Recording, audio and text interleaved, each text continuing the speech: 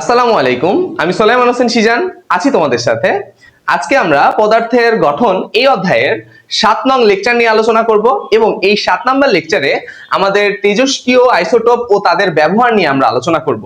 তো চলো শুরু করা যাক। আজকের ক্লাসের মাধ্যমে আমরা এই অধ্যায়টা শেষ করব, ঠিক আছে? তো প্রথমে তেজস্ক্রিয় আইসোটোপ এটা সম্পর্কে আমাদের জানতে হবে। আমি তো একদম সবকিছু যা যা তোমাদের মুখস্থ রাখা লাগবে আমি সবকিছু বোর্ডে লিখে ফেলছি, বাট তোমাদের আগে বুঝতে হবে তেজস্ক্রিয় আইসোটোপটা কি।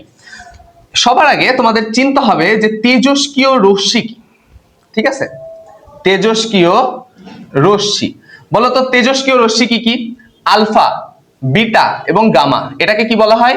এটাকে বলা হয় আলফা, এটাকে বলা হয় বিটা এবং এটাকে বলা হয় গামা, ঠিক আছে? আলফা, বিটা, গামা এই তিনটা হচ্ছে তেজস্ক্রিয় রশ্মি। এবং আমরা তো আইসোটোপ চিনি, ঠিক আছে? তো যেই সকল আইসোটোপ থেকে স্বয়ংক্রিয়ভাবে এই আলফা, বিটা এবং গামা এই তেজস্ক্রিয় রশ্মিগুলা বিকিরিত হয় সেগুলা হচ্ছে তেজস্ক্রিয় আইসোটোপ, ঠিক আছে? এখন আমরা এই তেজস্ক্রিয় আইসোটোপের ব্যবহারগুলা নিয়ে আলোচনা করব, ঠিক আছে? একটু লক্ষ্য করো, দেখো সবাই। প্রথমে চিকিৎসা ক্ষেত্রে আমরা রোগ নির্ণয়ের জন্য কোনগুলা ইউজ করব দেখো। প্রথমে টিউমারের উপস্থিতি এটা বোঝার জন্য আমাদের এই যে কোবাল্ট 60, ঠিক আছে, এই আইসোটোপটা ইউজ করতে হবে। এটা হচ্ছে তেজস্ক্রিয় আইসোটোপ, ঠিক আছে? এখানে দেখো এই যে এটা হচ্ছে গামা রশ্মি, ওকে? এবার এটার নাম হচ্ছে টেকনিশিয়াম, ঠিক আছে? এটার নাম কি? টেকনিশিয়াম। এই যে টেকনিশিয়াম 99, এটা রোগাক্রান্ত স্থানের ছবি তোলার জন্য, অর্থাৎ এই টেকনিশিয়াম যখন দ্রবণটা কোন রোগীকে খাওয়াই দেওয়া হয়, ঠিক আছে, তখন ওই টেকনিশিয়ামের আয়ুকাল হচ্ছে 6 ঘন্টা। তার মানে ওইটা শরীরের মধ্যে 6 ঘন্টা থাকবে এবং তখন শরীরের মধ্যে যে স্থানে ছবি তুলতে চায় ওই স্থানে টেকনিশিয়ামের ওই একটা প্রভাব দেখা যাবে, ওখানে ওই ছবিটা তোলা হবে। তখন মনে হবে যে ওই যে জায়গাগুলোতে টেকনিশিয়াম চলে গেছে ওই জায়গাগুলা ছবিতে ফুটে উঠবে। বুঝতে পারছো আমার কথা? এই হচ্ছে ব্যাপার। এর জীবনকাল দেখো 6 ঘন্টা এবং এটি অবশ্যই নিরাপদ। কারণ এটা নিরাপদ কেন? কারণ এটা 6 ঘন্টা পরে ড্যামেজ হয়ে যাবে, ঠিক আছে? এটার কোনো প্রভাব থাকবে না। বুঝতে পারছো? ওকে, এবার আসো আমরা রোগ নিরাময়গুলো একটু পড়ে ফেলি। দেখো, এটা হচ্ছে তোমার আয়োডিন, এটা থাইরয়েডের ক্যান্সার কোষ ধ্বংস করার জন্য ইউজ হয় এবং এখানে বিটা রশ্মিটা ইউজ হয়, ওকে? এবার দেখো এটার নাম হচ্ছে ইরিডিয়াম। এটার নাম কি? এটার নাম হচ্ছে ইরিডিয়াম। এটা ব্রেন ক্যান্সার নিরাময়ে ইউজ করা হয়, ঠিক আছে? তারপরে এটা হচ্ছে ফসফরাস, এটা লিউকেমিয়া চিকিৎসায় ব্যবহার করা হয়। এটার নাম হচ্ছে সামারিয়াম, এটার নাম সামারিয়াম। এটার নাম হচ্ছে স্ট্রনশিয়াম, সামারিয়াম স্ট্রনশিয়াম, ভালোভাবে বোঝো। এটার নাম হচ্ছে সামারিয়াম, এটার নাম হচ্ছে স্ট্রনশিয়াম। সামারিয়াম স্ট্রনশিয়াম এটা হচ্ছে হাড়ের ব্যথার চিকিৎসার ব্যবহার হয়, ঠিক আছে?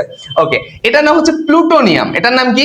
প্লুটোনিয়াম। তাহলে প্লুটোনিয়াম হার্টে পেসমেকার বসানোর জন্য ইউজ করা হয়, প্লুটোনিয়াম। তাহলে এগুলা তোমাদের একটু অপরিচিত মৌল, তাই না? এগুলা একটু দেখো, তেজস্ক্রিয় আইসোটোপ। এটা হচ্ছে সামারিয়াম, এটা হচ্ছে স্ট্রনশিয়াম, এটার নাম হচ্ছে প্লুটোনিয়াম, ঠিক আছে? ওকে, এটার নাম হচ্ছে সিজিয়াম, এটা সিজিয়াম, এটা ইরিডিয়াম, এটা হচ্ছে প্যালাডিয়াম। এটার নাম কি? এটা হচ্ছে প্যালাডিয়াম, এটা ইরিডিয়াম, এটা হচ্ছে সিজিয়াম, এটার নাম হচ্ছে রুথেনিয়াম, ঠিক আছে? রুথেনিয়াম। তাইলে আমি এগুলার একটু নামগুলা লিখে দিই। এটা হচ্ছে সামারিয়াম, সামারিয়াম। এটার নাম হচ্ছে স্ট্রনশিয়াম, স্ট্রনশিয়াম। এটার নাম হচ্ছে সিজিয়াম, সিজিয়াম। এটার নাম হচ্ছে ইরিডিয়াম, ইরিডিয়াম। এটার নাম হচ্ছে প্যালাডিয়াম, প্যালাডিয়াম। এটার নাম হচ্ছে রুথেনিয়াম, রুথেনিয়াম, ঠিক আছে? এগুলা ক্যান্সারের নিরাময়ের জন্য এগুলা ইউজ করা হয়। বুঝতে পারছো আমার কথা? এটার নাম কি? এটার নাম হচ্ছে প্লুটোনিয়াম, ঠিক আছে? প্লুটোনিয়াম, ঠিক আছে? ওকে, এবার এদিকে আসো। পৃথিবীর বয়স নির্ধারণ করার জন্য এই যে কার্বনের এই আইসোটোপটা ইউজ করা হয়, ঠিক আছে? তারপরে খাদ্য সংরক্ষণের জন্য কোবাল্টের এই আইসোটোপটা ইউজ করা হয় এবং বিদ্যুৎ উৎপাদনের জন্য এই যে তোমার হচ্ছে ইউরেনিয়ামের, এটার প্রসেসটা কেমন জানো? নিউক্লিয়ার ফিশন, তোমরা জানো নিউক্লিয়ার ফিশনের মাধ্যমে তাপ শক্তি থেকে বিদ্যুৎ শক্তি তৈরি করা যায়, তাই না? তোমরা ওই যে রূপপুর পারমাণবিক বিদ্যুৎ কেন্দ্র যেটা দেখেছো ওইটা হচ্ছে পাবনায় অবস্থিত, ওই জায়গায় এই প্রসেসটা ইউজ করা হয়, ঠিক আছে? তারপরে আসো কৃষি ক্ষেত্রে। কৃষি ক্ষেত্রে এই যে ফসফরাস 32 এটা যুক্ত দ্রবণ এই যে গাইটার কাউন্টারের মাধ্যমে। আচ্ছা, গাইটার কাউন্টারটা কি? গাইটার কাউন্টার এটা এক ধরনের যন্ত্র, ঠিক আছে? এই যে তোমার ফসফরাস 32 ফসফরাস এটা যে তুমি দিছো, কতটুকু দিছো, এটা কিভাবে কাজ করছে এটা দেখা হয় এই গাইটার কাউন্টার যন্ত্রের মাধ্যমে।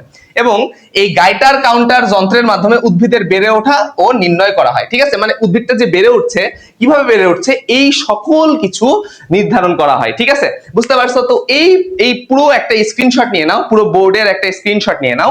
ইনশাআল্লাহ এর মধ্যে থেকে তুমি এমসিকিউ এবং হচ্ছে খ নাম্বারের প্রশ্ন এগুলা কমন পাইতে পারো ইনশাআল্লাহ। এখান থেকে তো এমসিকিউ মাস্ট বি দুইটা তুমি কমন পাবাই, এখান থেকে মাস্ট দুইটা এমসিকিউ তুমি কমন পাবা। ঠিক আছে, বিশেষ করে এই পার্টটা খুবই ইম্পর্টেন্ট। ঠিক আছে, এই পার্টটাও ইম্পর্টেন্ট, বুঝতে পারছো?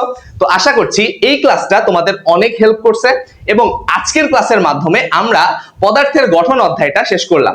এইভাবে আমরা প্রতিটা অধ্যায় স্টেপ বাই স্টেপ শেষ করব ইনশাআল্লাহ। তো সবাই ভালো থাকো, সুস্থ থাকো, আমার জন্য দোয়া করো। আজকে এই পর্যন্তই, ধন্যবাদ সকলকে, আসসালামু আলাইকুম।